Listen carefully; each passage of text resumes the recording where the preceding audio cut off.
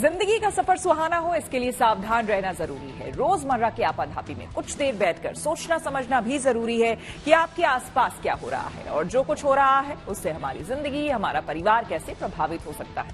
इसलिए हॉर्न बजाकर बाखबर करने वाली खबर जरूरी होती है। और आज की ये खबर हम सबकी जिंदगी से जुड़ी हुई है। पानी का संकट मानव जीवन के लिए बड़ा संकट माना जाता है। कुछ ऐसा ही हाल हुआ है कर्नाटक की राजधानी बेंगलुरु का, जहां के लोग गर्मी आने से पहले ही पानी के लिए तरसने लगे हैं। ये संकट एक दिन में नहीं बढ़ा है। कई सालों से पानी के इस्तेमाल को लेकर हो रही लापरवाही ने ही इस समस्या को बढ़ाया है, चाहे वो जल माफिया की करतूत हो या शहर की बढ़ती आबादी से बढ़ती पानी की डिमांड या फिर वक्त के मुताबिक सरकारों का योजना नहीं बनाना।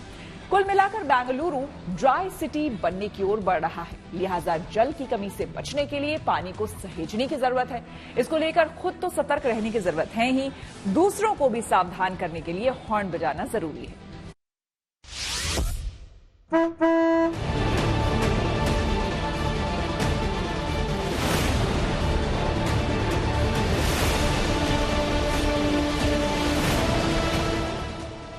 रहीमन पानी राखिए, बिन पानी सब सून, यानी पानी को सहेज कर रखिए, क्योंकि बिना पानी के ये संसार सूना है।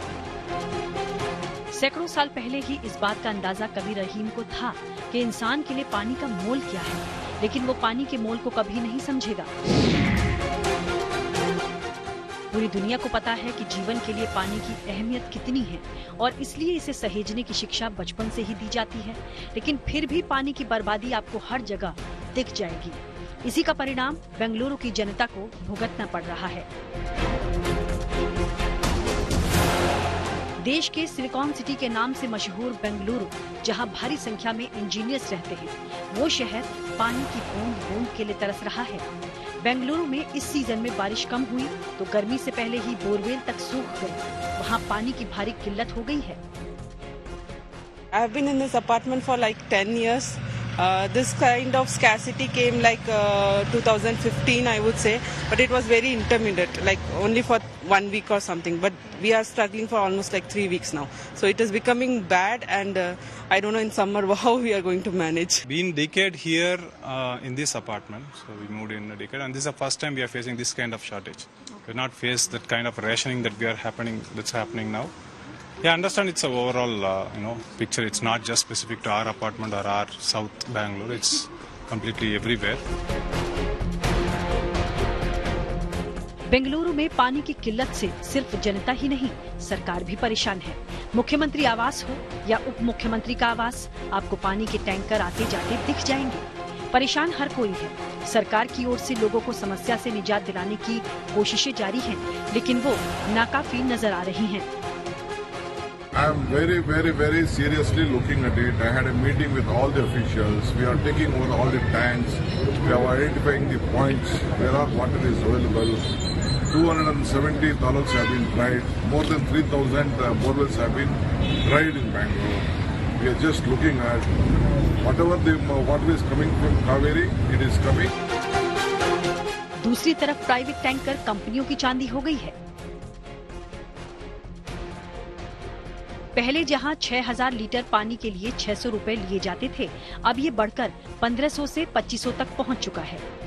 फिर भी यहाँ के लोगों के लिए पानी की उम्मीद टैंकर ही है। बेंगलुरु के कई इलाकों में पानी के लिए हाहाकार मचा है, तो कहीं कहीं पानी की सप्लाई कुछ वक्त के लिए हो रही है। जहाँ पानी आ भी रहा है, वहाँ पर लोगों को पानी बचाने को कहा जा रहा है। यही नहीं, राज्य सरकार की भी पूरी कोशिश है कि लोगों की दिक्कतें जल्द से जल्द दूर हों। The government has taken special efforts now to set up water tankers, supply of water, and all those things, how to bring in relief. So we have allotted special funds for it. We are opening call centers where will be a war room kind of a thing to address critical water shortage issues and reach out to people to help them out. So all these measures have been taken. हालांकि बेंगलुरु को इस महासंकट से निकालने के लिए सरकार कुछ दूरगामी योजनाओं पर काम भी कर रही है। मसलन कावेरी नदी पर बांध बनाने के साथ कावेरी वाटर प्रोजेक्ट का 5वां चरण 2 से 3 महीने में पूरा हो जाएगा। लेकिन तब तक तो लोगों को पानी की समस्या से जूझना पड़ेगा। हालांकि बेंगलुरु के आरआर नगर में एक आरओ प्लांट लगाया गया है, जहां से लोगों को 5 रुपए में 25 लीटर पानी दिया जा रहा है, लेकिन एक आदमी को एक दिन में 25 लीटर पानी ही मिलेगा। बेंगलुरु में आज जो हालात बने हैं, जिसकी वजह से बेंगलुरु को ड्राई सिटी भी कहा जाने लगा है, आखिर इसकी वजह क्या है?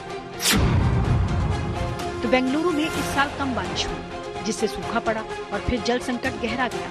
कम बारिश से कई बोरवेल सूख गए, कई जगह भूमिगत जल स्तर काफी नीचे चला गया। जल माफिया को भी जिम्मेदार बताया जा रहा है, क्योंकि वो भी पानी को पंप किया करते हैं, जिससे पानी की कमी हो जाती है। इसलिए सरकार प्राइवेट बोरवेल को अपने कब्जे में लेने की सोच रही है। बेंगलुरु की तेजी से बढ़ती आबादी की वजह से जल की खपत भी बढ़ी है। वहीं शहरीकरण से पेड़ों की संख्या कम हो गई है, इसलिए भी भूमिगत जल पर असर दिख रहा है। समय के साथ बेंगलुरु की समस्या बढ़ती गई है, क्योंकि सरकारें बेंगलुरु की पानी की समस्या को लेकर सतर्क नहीं थी, जिसका अंजाम अब सभी के सामने आ गया है। अगर पानी का बेजा इस्तेमाल नहीं रुका तो बेंगलुरु जैसे हालात किसी भी शहर में देखने को मिल सकते हैं। इसलिए पूरे देश में जल संरक्षण को लेकर सतर्क रहने की जरूरत है और अभी से ही समस्या के समाधान पर काम करने की आवश्यकता है और पानी की बर्बादी को रोकने के लिए हॉर्न बजाना जरूरी है। Bureau report, good news today.